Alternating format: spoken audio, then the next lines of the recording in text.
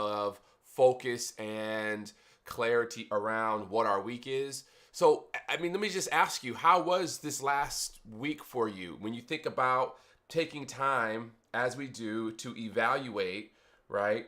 You want to evaluate your previous week. How was this last week for you? What went well? What didn't go well? You know, if you were to give yourself a letter, a number grade from 1 to 10, 10 is you were done by 1, you finished by Friday, you crushed your goals. 1 is you were way off your mark. You know, how was this last week for you?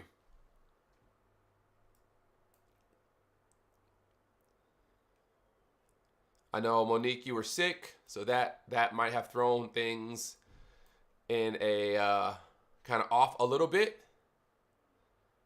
Yeah. So definitely, I had to starting the week out. I knew that there were certain things I was not going to be able to do and not be able to do, but I Mm-hmm. just tried to focus on what I could do. So Okay, then started a new workout plan, but excellent. I couldn't do the exercising that I wanted to do. But I said, you know what, I can walk. Yep, I can get on the treadmill. I can still walk as much as I can with before the pain. So I just focused on trying to do what I could do, dealing with it. I didn't want to make excuses. You got to give the body a chance to recover, but yep, at the same time, I had to focus on what I could do. I didn't want to lose the whole week. So excellent, yeah, excellent. Yeah, so making progress, right? Uh, we don't go for perfect, we go for progress, right? And so, yeah, I would have loved to have been able to crush my goals and to work out, but my body had other plans. I was sick this week. I wasn't able to do all that I wanted to do. And so, as a result, I just had to adjust and maybe go at a little slower pace. So take some time to evaluate, as I always want to encourage you to do. Then we want to take some time to set our intentions. Y'all know the drill. What are your intentions for this week? What are your goals for this week? What's the roadmap? The roadmap and the plan for this week. And then last but not least, how do we need to execute for this week, right? What are the things that you need to do? And so this really gives us a really clear picture framework. It really gives you a really good system to follow. If you haven't picked up the journal, I would recommend that you pick up the journal as well, because you can actually journal in exactly what your plan of action is. That somewhat corresponds with this format here that I've given you. It somewhat corresponds, but it's just really helpful so that as you're going through this quarter, you can make sure that you're taking the necessary steps to crush your goals for the quarter, right? So when you think about Q April, May, June to end of June, we're already 2 weeks in, right? What I want you to do is I want you to have extreme clarity, right? As far as your Q2 goals, right? Extreme clarity. And really, the way that this frames it, it's what are the 3 goals that you have, right? You don't want more than 3, because then it's just diminishing returns. So what are the big 3 things that you want to accomplish by the end of June, right? You can put those in the chat. I would love to read them, right? What are the big 3 things that you want to accomplish by the end of June? And then from there, it's all about, okay, what are the tactical actions I need to take in order to achieve those big 3 things, right? That's what it's all about, right? So, questions, comments, thoughts before we dive in?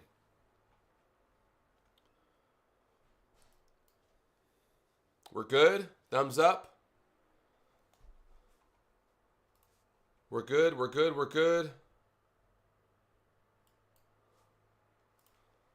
Okay, so in one of these chapters, he talks about this idea, and I introduced it to you all on Thursday. I know Thursday's call was shorter because I was under the weather, and I just kind of framed it. I don't think Anita was on Thursday, but the other 3 of you all, you weren't on Thursday. So I want to just walk you through something that all of us experience as we are going through this goal setting process. And for some of us, it can be really discouraging because of our previous experiences with setting goals. So ultimately, and I love my stick people, So this is us. And whenever you set a goal, there is this theory when you set goals that you really start off with your goals being super optimistic, right? And in fact, they call it, it's uninformed optimism. That when you first start your goal, you say, man, I'm going to lose the weight. I'm going to get a new job. I'm going to become an entrepreneur. I'm going to do whatever it is. You set some goal for yourself. The goal is over here, right? This is the goal over here. And you look at, man, I'm going to accomplish this goal. And it's going to be phenomenal. It's going to change my life. It's going to change my family's life. It's going to be phenomenal.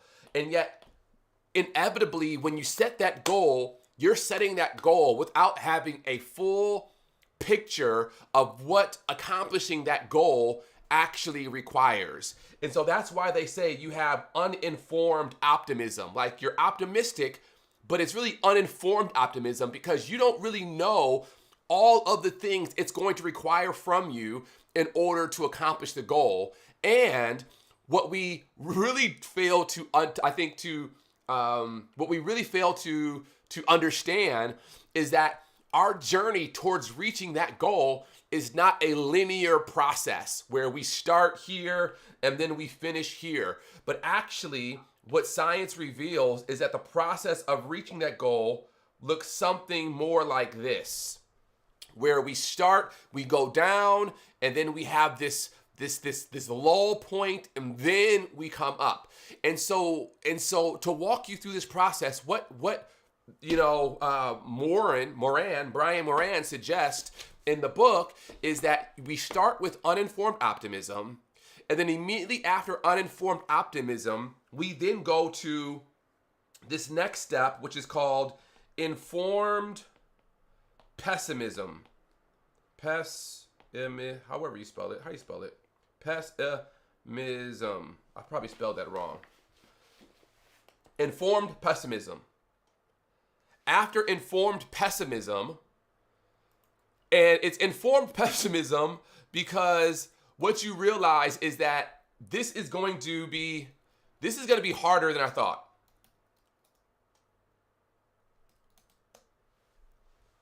It's going to be harder than I thought. You now have realized what it's going to require of you in order to reach that goal. Any goal. It's going to be harder than you thought. And so after you have this informed pessimism, you then find yourself in the valley of despair. And this valley of despair is where many of our goals go and die. We find ourselves in this valley.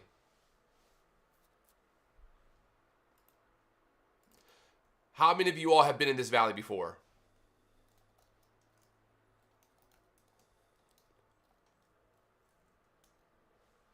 All of us have been in this valley. All of us have been there. Where we realize it is a lot harder than we think. We have uninformed optimism. We then go down to informed pessimism. And after we experience this informed pessimism, we then find ourselves in this valley of despair.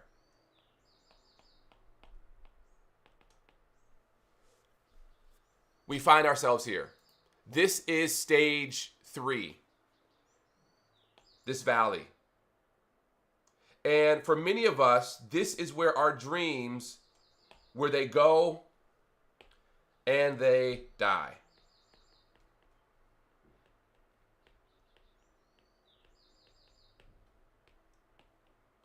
I have been in this valley. You have been in this valley. This line, everything above this line, this red line here, is optimism. Everything below that red line is pessimism. And in the valley of despair, it's almost like you are in the vortex where you feel as though I am not going to be able to accomplish this goal. It's going to be impossible for me. I'm not going to be able to achieve what I've set my mind to do. And all of the motivation, all of the excitement, all of the hope, all of the dreams of grandeur and the dreams of success that you initially had when you set the goal in stage 1, you have now lost them in stage 3. I've been here, I can think about the times I said I was going to run marathons or half marathons, and then I start training and I get to around mile 7 or 8 and it's like, what am I doing? Let me just quit. Why would I ever want to do this? I think about those times. And it's difficult. Very difficult. I want to hear from you. What is the valley of despair for you? What does that look like? What does that feel like? Amy, can you head on out for me, please? I'm ready to go. Okay, go tell mommy. What does it look like and feel like?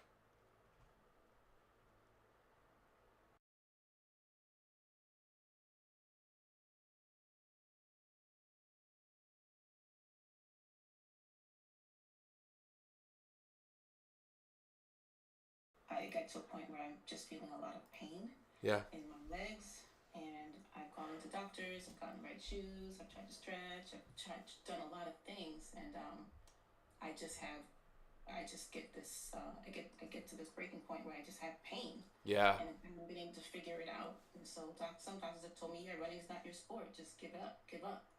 So, I had these childhood dreams of running. I grew up in New York, seeing the New York Marathon.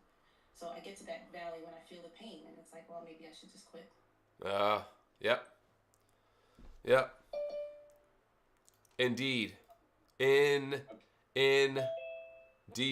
We have been there. SJ says, when I feel like my outcomes are not meeting at my level of effort, yes, you feel like you're putting forth more effort than you are actually getting results from. The valley of despair is a part of the goal setting process.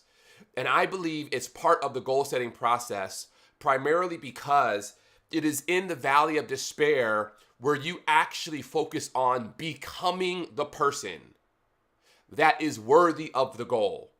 So think about just the reality of if we hit every goal that we set for ourselves right when we set it for ourselves, then there would really be no transformation that's taking place in us. But this valley of despair is actually, if I can just draw some lines down here, this valley of despair is actually where we are transformed into the person worthy of the goal. That is what happens in the valley of despair. It is a transformative experience where all of your excuses and all of your doubts, all of your insecurities, all of your fears are surfaced in that valley, and you are forced to reconcile, am I the person that can persevere in the face of difficulty, in the face of opposition, in the face of setbacks, and still power through this valley to reach my goal? Ed, I see your hand. Yeah, I think scaling the business for me, you said something a while ago that we are at the exact place that we need to be, at the right place at the right time. And sometimes, when your dreams and your goals aren't lining up with where you at, you just kind of feel like you're in that valley. But what I've seen in my own personal experience, that I wasn't ready for that goal. Yep. And I'm still in this learning process. So, Yep. Sometimes we look at time and be like, man, I've been doing this for 15 years, but it could be like 15 years of your first day, right? Yep. So that's where that valley of despair has been for me. I have seen some growth, but Am Yep. I ready for all of what I want? Yep. And that's the question that, that I ask myself, but, learning that I'm still in preparation. Still in preparation. In short, still in preparation. So yes. It is a transformative work. And what inevitably happens is if you don't endure through the valley, what you inevitably will do is you will come up with a new goal so that you can get a new shot of dopamine, a new excitement. Well, I was gonna do this marathon, but man, you hit the valley of despair, and now you're like, you know what? Rather than a marathon, let me go do this Ironman, right? Or rather than a marathon, let me go do this something else. Like I was gonna start this business, that didn't really work out. Let me start this other business. And so what inevitably happens is the way that we escape the valley of despair is by coming up with a new goal, abandoning our previous goal, and now this new goal gives us a shot of excitement and dopamine because this new goal is rooted in uninformed optimism. And then with the new goal, we go through the same cycle, y'all, where we then get informed pessimism, we hit the valley of despair, and guess what we do? We come up with a new goal. And so every 3 months, every 3 years, every 6 months, we're coming up with new goals because we have a goal, we hit the valley, and then we don't like what we're having to go through. We don't like the transformation that is forcing us to endure and who we have to become in order to reach that goal. And so then we come up with a new goal. But the valley of despair has a purpose, and I'm preaching to myself.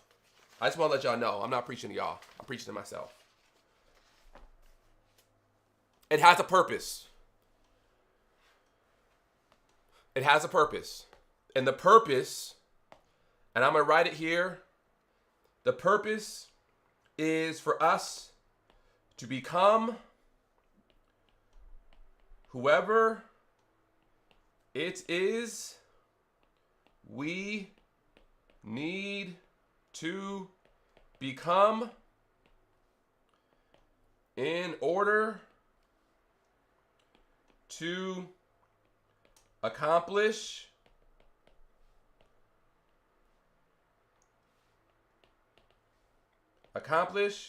whatever it is we are committed to. This is the purpose of the valley. Become whoever it is we need to become in order to accomplish whatever it is we are committed to. That's the purpose. The purpose of the valley is saying, oh, if you're really committed to this goal up here, then you're going to need to become something, whatever it is, become something in order to accomplish it. And what the valley of despair does is it reveals to you and to me what we are most committed to. Because if we are most committed to our comfort, if we're most committed to our ideals, if we're most committed to avoiding the hardship and the pain that often goals require of us, then inevitably we will come up with a new goal that will reinforce our comfort. And so because we are most committed to something that doesn't require the pain and the hardship, then we will constantly come up with goals as soon as we hit that wall. And you all have heard me talk about this wall before, right? As soon as you and I hit this wall, we hit a wall right there.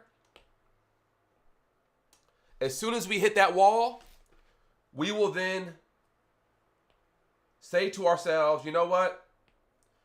It wasn't worth it. Let me just go ahead back to this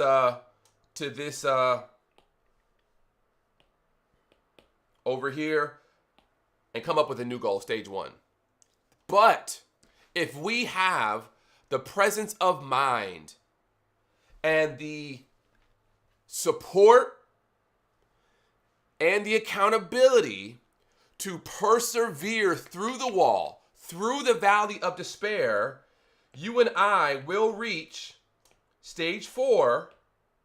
And stage 4 is, let me move it up a little bit. Stage 4 is informed optimism. We'll reach stage 4, which is informed optimism. And informed optimism says, I can see the light at the end of the tunnel. I'm closer than what I thought. It's not that bad. It's not that hard. I can do this. I've look how far I've come, right? If I just persevere a little while longer, we get to stage 4, which is informed optimism, which then, if we persevere, we get to stage 5, which is success. Now, why did I share this with you all today? Someone unmute and tell me, why did I share this with you all today? What's the value of this lesson?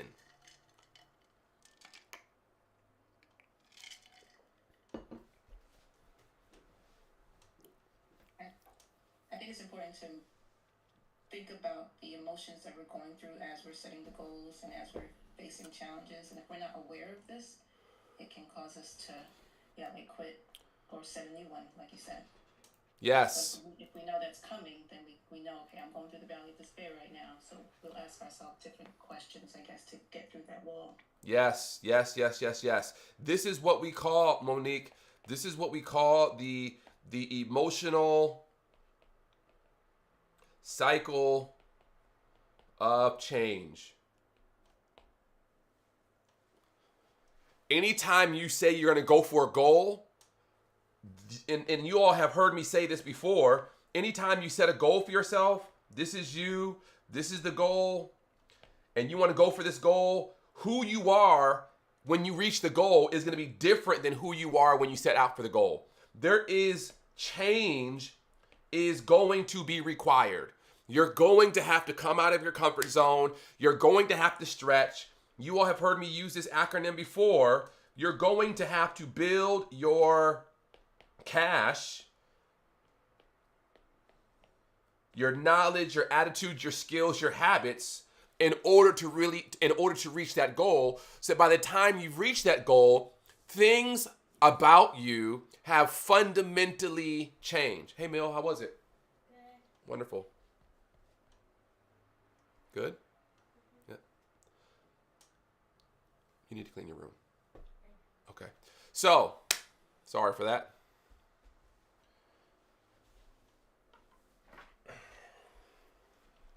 There's a charger cord right there.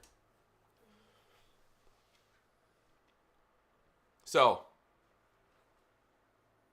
thoughts, questions?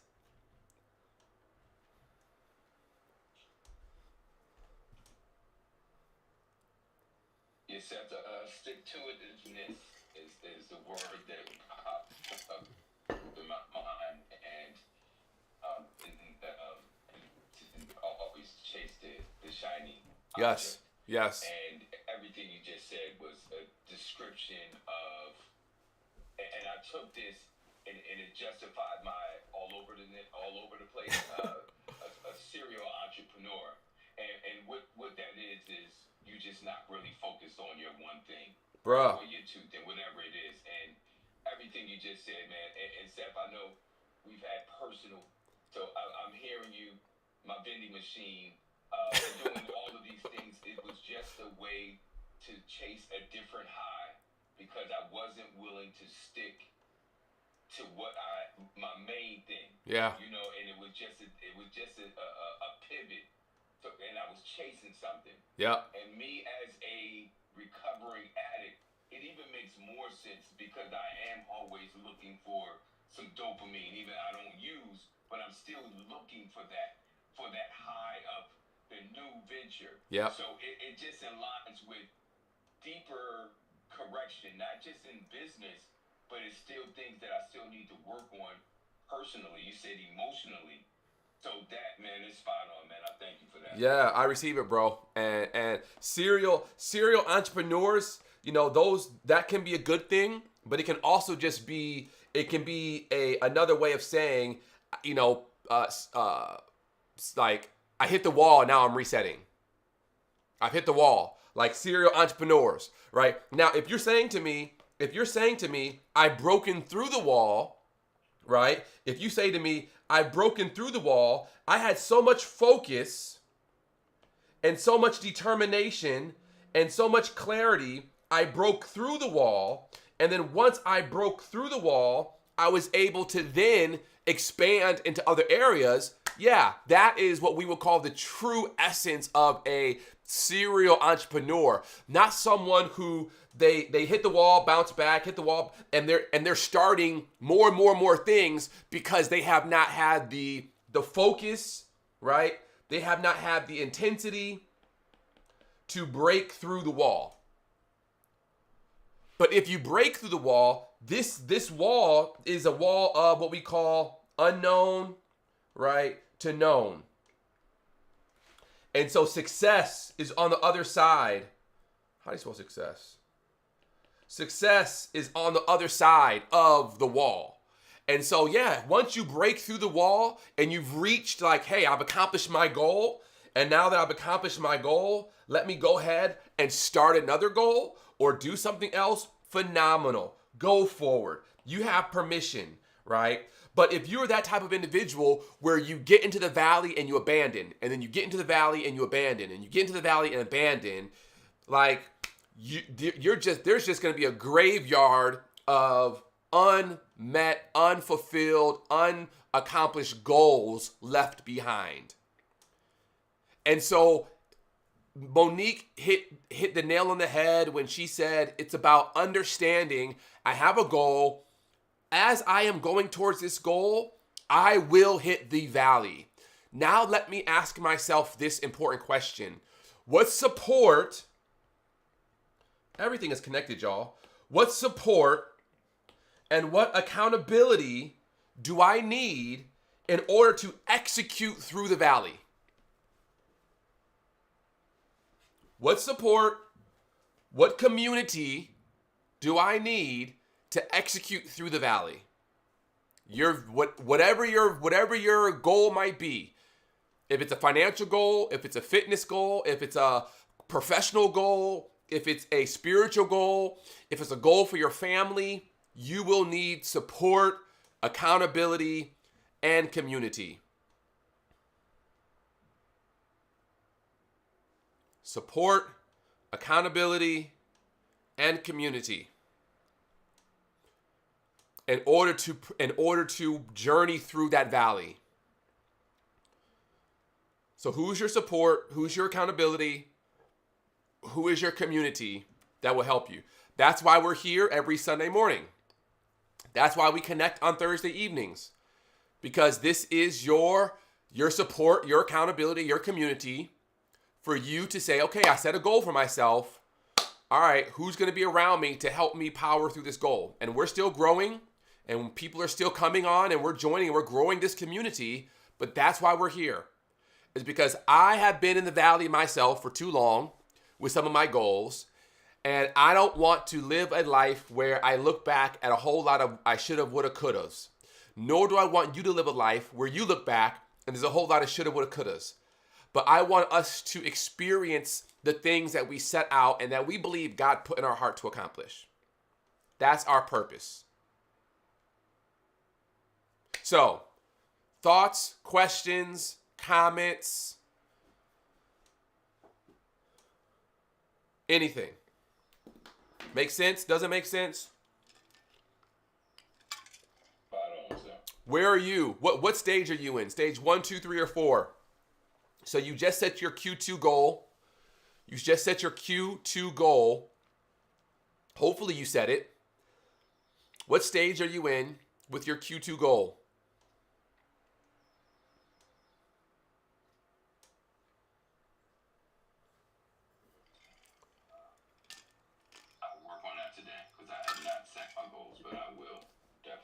Yeah. Yeah. You gotta have that clarity around it. Right? What is the thing you're trying to accomplish in Q2?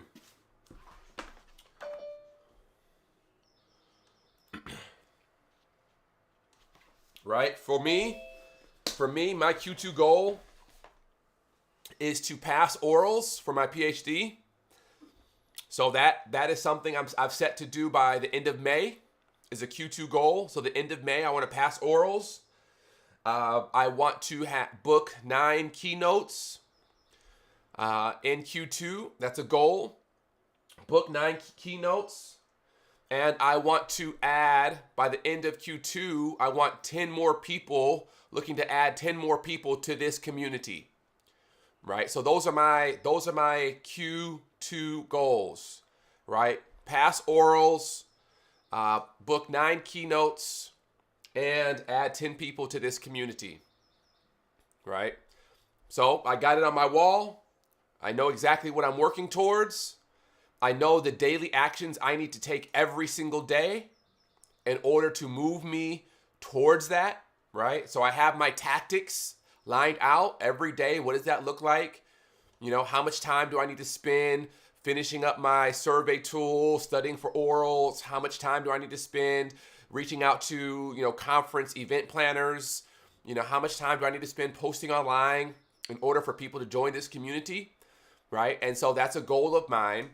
And there is indeed a valley of despair that we hit along the way, but we got community, we got support, we recalibrate, we get up, and we keep pressing forward.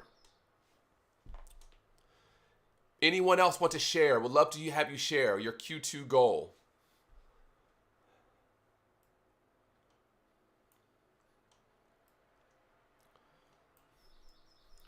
If you don't have it explicitly written down and articulated, then my question is, how are you going to know that you've reached it? Or let's just deal with it. If you haven't written it down, why haven't you written it down?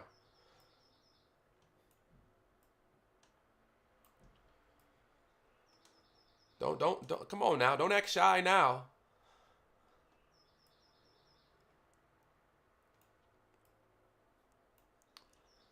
Hey there, Seth. Yes, sir. Yeah, it's one of those things where I absolutely have it in my head, and I'm absolutely motioning towards it or having it planned out, but I have not written it out.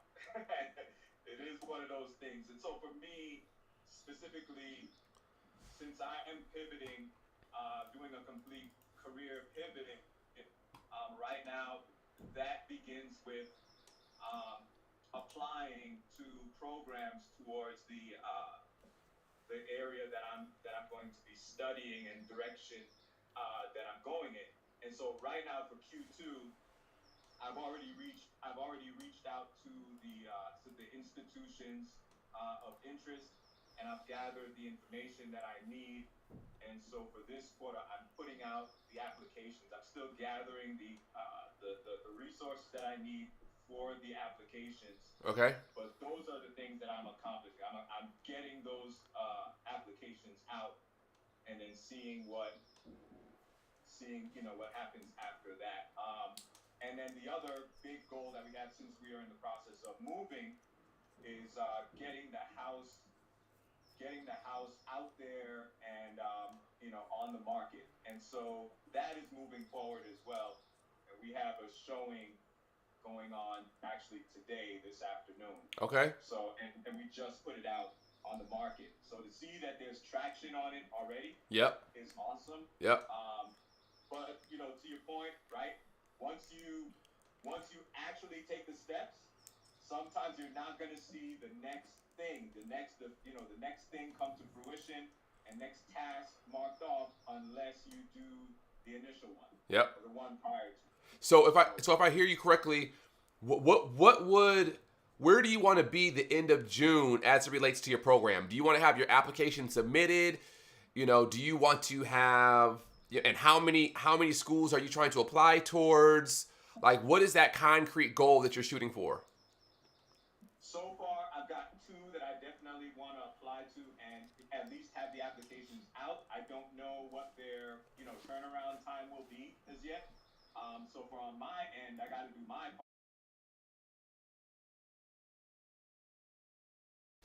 what they're saying after that. Okay. But So for what you can control is by the end of June, you want to have submitted 2 applications.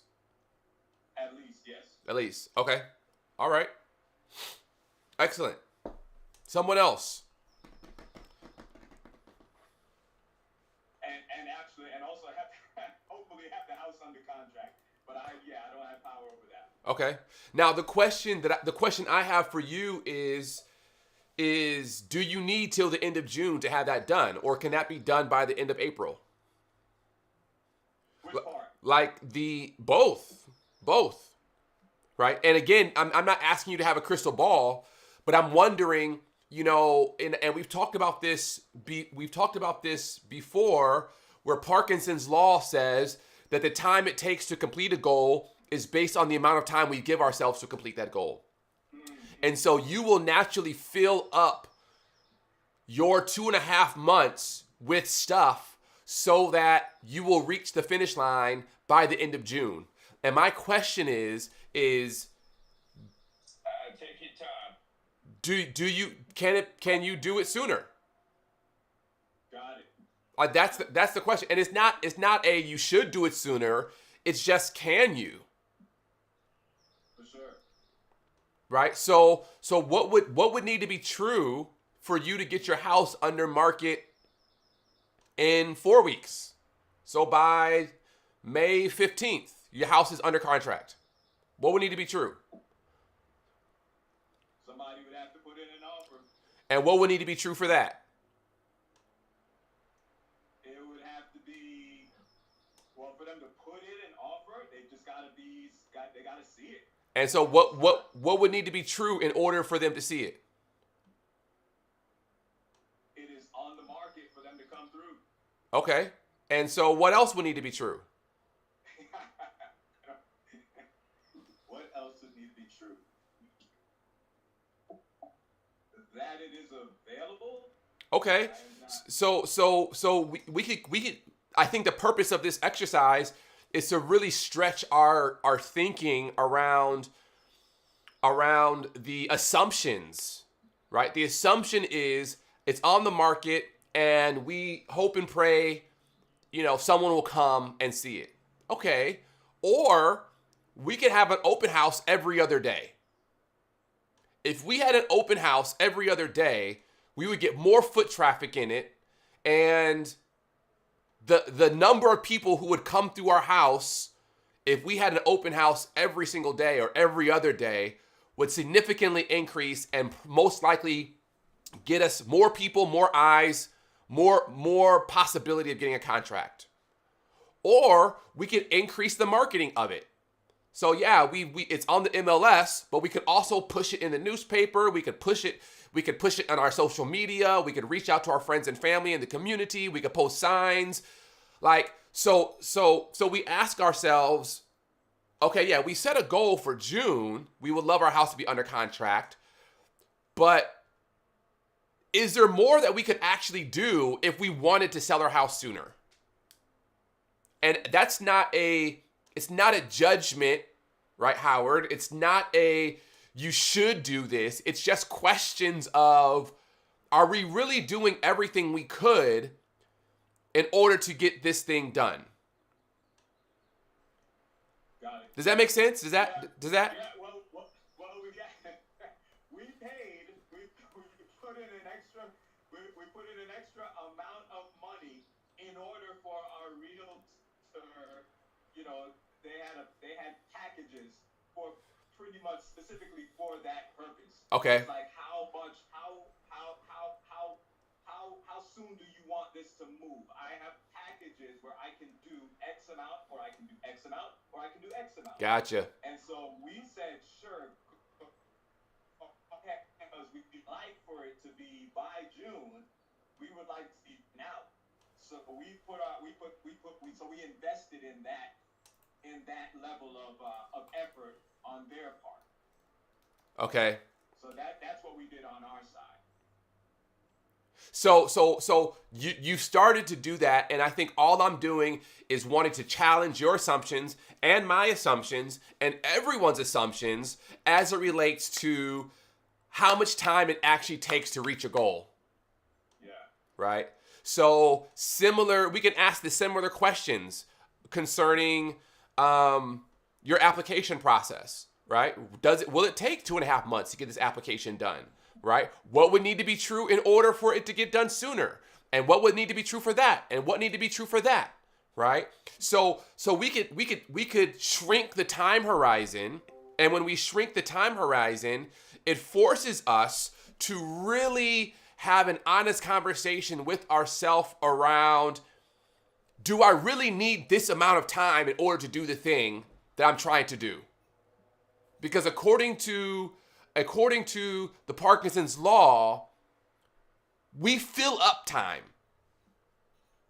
We fill up time with other activity in order to reach the goal when we said we wanted to reach the goal.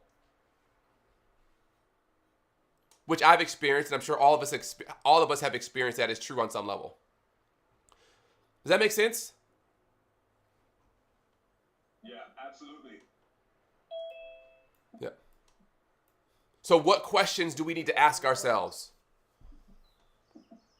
What questions do we need to ask ourselves in order to accomplish the goal? I need to do that for myself, right?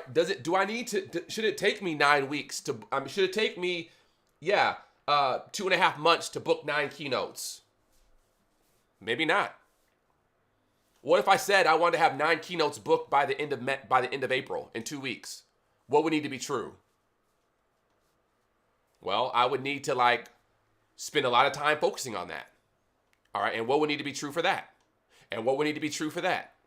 And we ask ourselves that clarifying question, and then however we answer it, when we answer it at its highest level, then we know, okay, that's the one thing I have to focus on. This is very similar to the Pygmalion effect, and I shared this, Ed, you might remember, I shared this with the men at the conference in Atlanta. The Pygmalion effect essentially is a story from Greek mythology where Pygmalion was an individual who was a sculptor, and he was disillusioned with women and the relationships that women were having. And so what Pygmalion did, according to Greek mythology, is he sculpted his own woman out of marble, and he made her so beautiful that he fell in love with her. He fell in love with a marble statue of this woman.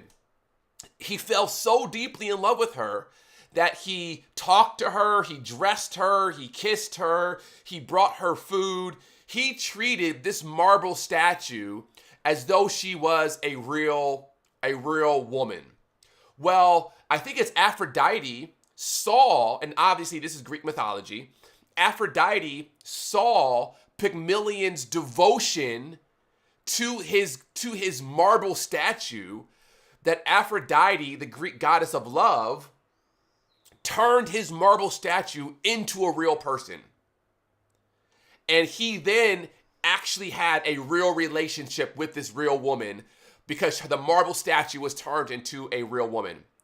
And that is a story in Greek mythology that from that story, psychologists have adopted this theory called Pygmalion's effect. And Pygmalion's effect basically says that high expectations lead to better performance. That if you expect something of yourself and if you expect something of other people, it will actually lead to higher levels of performance. So if you expect to sell your house in 2 months or to sell your house in 2 weeks, that expectation will lead to higher levels of output and higher levels of performance. If I expect to book 9 keynotes or to pass my orals by the end of May rather than the end of June, then that will elicit a higher output and higher performance from me. And so it's a psychological phenomenon that has been seen true in parenting relationships. If you have high expectations for your children tend to perform better, versus if you have low expectations for them. You also see this in relationships. If you have high expectations for your spouse, and I'm talking about positive expectations for your spouse will actually rise to meet those expectations. versus if you have low expectations. And the same thing is true for ourselves, that if you have high expectations for yourself, you will rise to the level of your expectations. And so it's a psychological phenomenon which says high expectations lead to improved performance in a given area, and low expectations lead to worse performance in that same area. And so if we take that psychological concept and we apply it to our life and we apply it to our goal setting, we're basically saying, if I expect to do something by this date, then I am going to engineer my daily activities so that I reach the output that I want on that date. And again, that's barring any self-defeating or limiting self-sabotaging behavior, which is a beautiful thing. So think about your goals, what you're going for, the time that you've set for them, and then let's really ask ourselves the question of, okay, like, what are your expectations? And Parkinson's law, which says, the time it takes to complete a task correlates to the amount of time we've given ourselves to complete that task. Well, if that's true, then if we shorten the time horizon, can we get the task done sooner? So I know I said a lot. Hope you're taking some notes. This is recorded. I will upload this. As we wrap up, any thoughts, questions, make sense, doesn't make sense?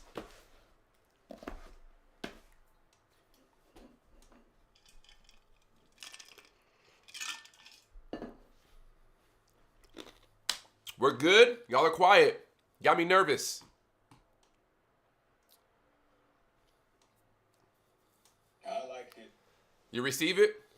I receive it, shorten it, see if it can be done, if it's logical. Yeah. Put it in the process. Put it in the process. Put it in the process. Right? Challenge yourself. That's it. That's it. That's it. Surprise yourself. You might just do it. And if you don't do it, I guarantee you will do it a lot sooner than if you hadn't challenged yourself.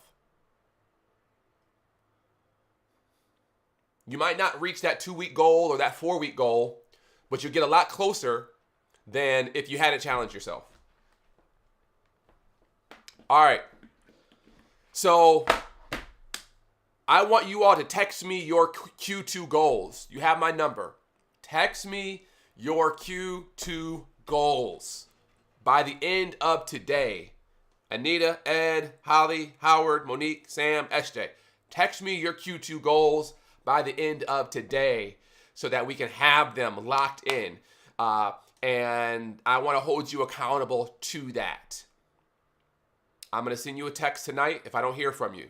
So I want you to text me those goals. All right? We will be on Thursday. Thursday, we're going to be diving into the book by the grace of God. So make sure you got it. Read through the first couple chapters. We're going to be diving into that together. Right? If there's any questions, thoughts before we wrap up, set your intentions, establish your goals, put out your roadmap. Let's crush it this week, y'all. I love you all. Have a wonderful week. See you. Thank you. Peace.